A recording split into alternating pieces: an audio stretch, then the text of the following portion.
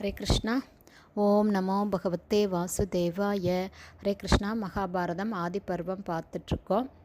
எதிரிகளை வீழ்த்த கையாள வேண்டிய யுக்திகளையெல்லாம் கணிகர் சொல்லிகிட்ருக்காரு. அதில் பார்த்திங்கன்னா, அரசன் என்ன நினைக்கிறான் அப்படிங்கிறது கூட யாருக்கும் தெரியக்கூடாது.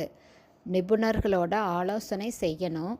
ஆனால் அந்த ஆலோசனையின் முடிவில் அரசன் என்ன நினைக்கிறாங்கிறது அவங்களுக்கே கூட தெரியக்கூடாது.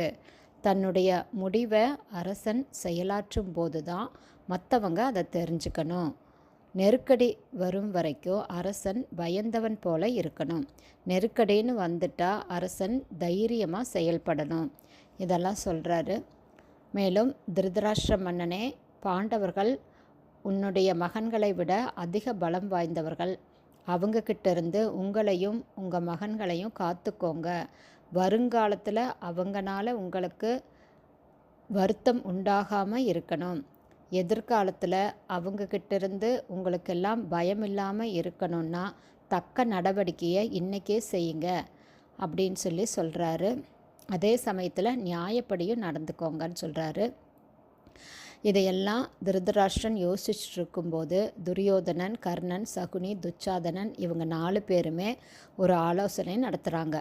அதாவது வாரணாவத நகரத்திற்கு பாண்டவர்களை அனுப்பிட்டு அந்த வாரணாவதத்திலேயே அங்கேயே அவங்கள தீர்த்து கட்டணும் அப்படிங்கிற முடிவை இவங்க செய்கிறாங்க. அதுக்கப்புறம் திருதராஷ்டிரர்கிட்ட போய் துரியோதனன், தந்தையே, பாண்டவர்களை எப்படியாவது வாரணாவதம் நகருக்கு அனுப்பிச்சி வைங்க.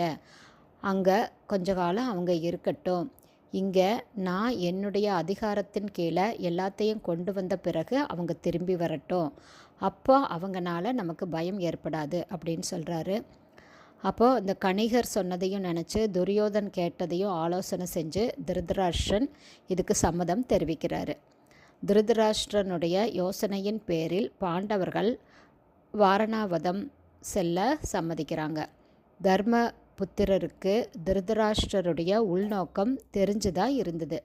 இருந்தாலுமே இந்த சமயத்தில் இதை ஏற்கிறத தவிர வேறு வழி இல்லைன்னு நினச்சி தன்னுடைய சகோதரர்களோட வாரணாவதம் அப்படிங்கிற நகரத்துக்கு போக அவர் சம்மதம் சொல்கிறாரு. துரியோதனன் வாரணாவதத்தில் பாண்டவர்கள் தங்குவதற்கு அரக்கு மாளிகை எழுப்ப ஏற்பாடு செய்கிறார். அரக்கு, சணல், மெழுகு, எளிதில் தீப்பற்றக்கூடிய ஒரு வகை மரம், பஞ்சு போன்ற மரங்களையெல்லாம் கலந்து மாளிகையை கட்டுறாங்க. ஹரிபோல்.